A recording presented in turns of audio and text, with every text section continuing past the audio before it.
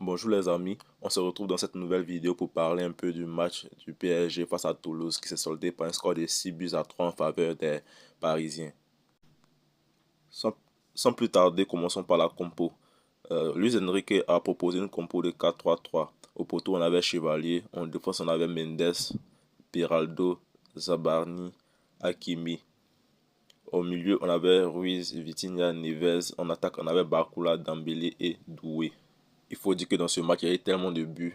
On a eu un coup franc de Vitinha, voilà, qui a tiré un coup franc.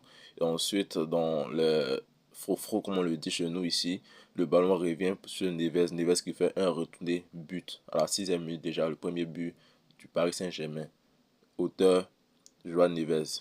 Quelques minutes plus tard, soit même pas 2 minutes, on a eu une passe en profondeur de Hakimi. Vraiment une belle passe dans la profondeur pour servir Barcola. Barcola qui fonce dans la surface de réparation et marque comme vous pouvez le voir sur l'écran. Barcola qui a vraiment bien marqué simplement.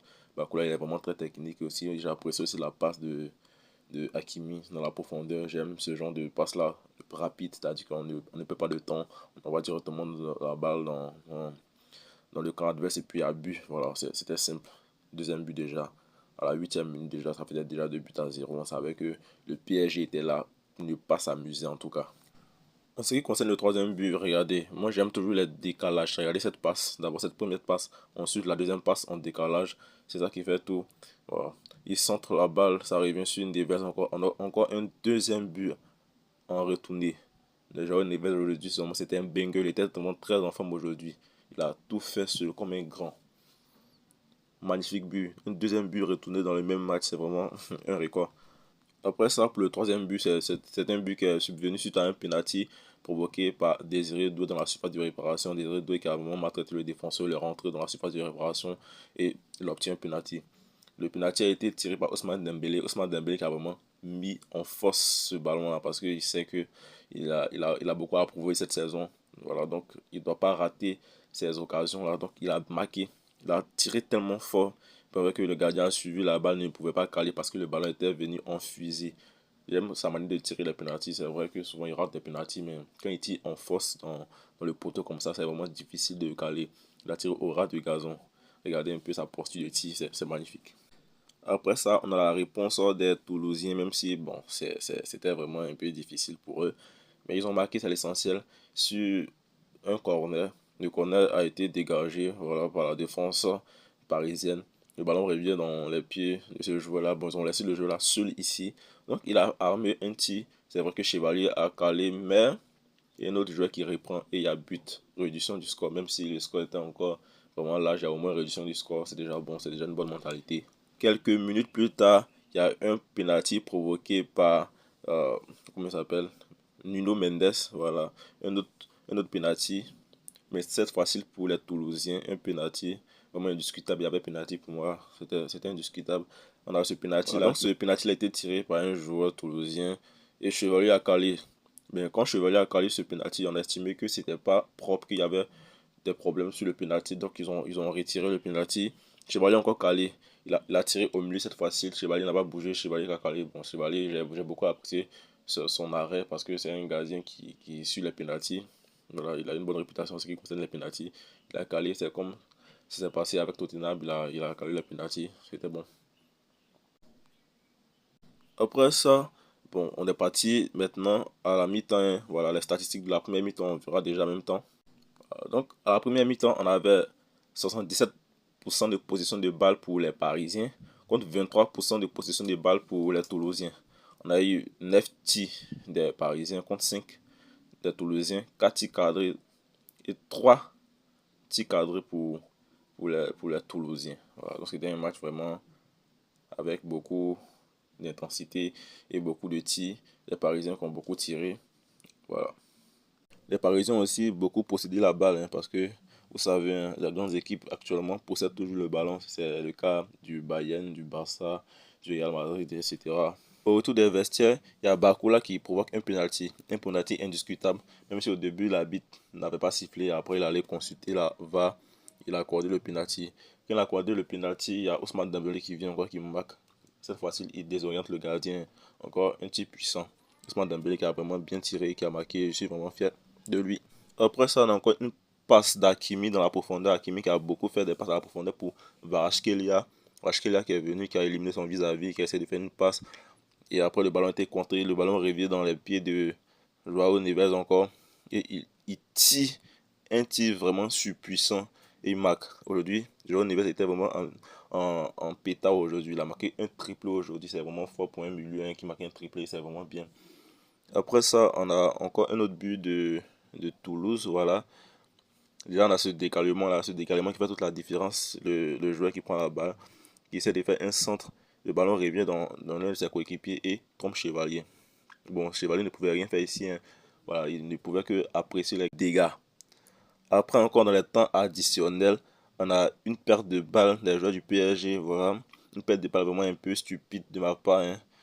Vous menez, bon, vous avez quoi à perdre. Une perte de balle vraiment bizarre qui revient dans les pieds d'un attaquant toulousien et qui a un tir vraiment surpuissant et le ballon rentre. Bon, le gardien ne pouvait pas faire grand chose ici parce que la rue était vraiment puissante et à du gazon. Donc, c'est normal que ça marque. Beaucoup ont vraiment critiqué ce gardien, mais je pense que si cette action, il ne pouvait rien faire. Voilà. Donc, en ce qui concerne les statistiques de la deuxième mi-temps, on a 26% de possession de balles pour les Toulousains contre 74% de possession de balles pour le PRG. On a 9 tirs des Toulousains, les Toulousains qui voulaient égaliser. Mais c'était parce que mission impossible, ils ont tiré 9 tirs contre 4 pour le PRG, dont 3 tirs cadrés, 4 tirs cadrés pour le PRG. Donc, les 4 tirs cadrés du PRG, plutôt les 4 tirs du PRG ont été cadrés. Voilà, donc, c'est un peu les statistiques de ce match-là. Maintenant, on va parler un peu des pires joueurs. Les pires joueurs, bon, il y a beaucoup de pires joueurs aujourd'hui, hein. Il y a Lucas Baraldo qui a été mauvais aujourd'hui. Il a une très mauvaise note. C'était mauvais, tout simplement. Il est nul. Il doit quitter le PSG. Simplement, c'est un joueur qui est nul, hein. Je n'ai rien à dire. Je ne vais pas perdre de temps sur lui. Il est nul à chier. Ben, les gars, il ne mérite pas le PSG. Il doit dégager du club. Ensuite aussi, on a Ibrahim Ndiaye. Ibrahim Ndiaye qui a été aussi médiocre. Il était nul dans le jeu. Voilà, il y avait des déchets, des pertes. Voilà, c'était vraiment mauvais. Son match, un mauvais match. Bon, lui, on peut l'accorder le bénéfice du doute parce qu'il a joué que 15 minutes. Il est rentré pendant qu'il a joué que 15 minutes. Comme je l'ai dit, il est rentré pendant les 15 dernières minutes. Donc là, il n'y a pas trop de critiques en tant que tel pour lui.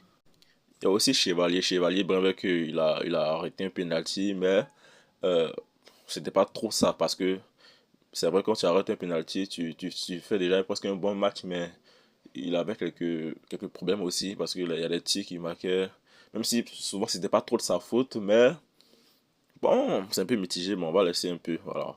Il a plusieurs matchs de progression au PRG, donc on va laisser un peu. Après ça, le meilleur joueur selon moi, bon, vous l'avez deviné, c'est Joao Neves qui a vraiment tout fait comme un patron. Un milieu qui fait un triplé, deux retournés, c'est vraiment historique. Un but encore, une frappe vraiment surpuissante. Il a tellement bien joué, il était parfait, complet aujourd'hui. J'ai tellement aimé son match, c'est un grand. Voilà, même si c'est un jeu, mais il est grand dans le jeu. C'est vraiment important. Il y a aussi Ousmane Dembélé qui a marqué deux pénaltys aujourd'hui. C'est bien lancé. Voilà, moi je suis vraiment content aussi pour lui. Deux pénaltys dans le jeu. Il a aussi bien participé au jeu. Tout ça, il n'y a rien à dire aussi pour lui, même si souvent, bon, on sent un peu qu'il est un peu fatigué. Voilà, avec tous ces matchs enchaînés là, c'est vraiment normal qu'on ressent plus la fatigue, mais je pense que dans l'ensemble, c'est bon. Il y a aussi Barcola qui a aussi fait un bon match qui s'est soldé par un but et un penalty provoqué. Barcola, il était parfait aujourd'hui aussi. J'ai aimé son match.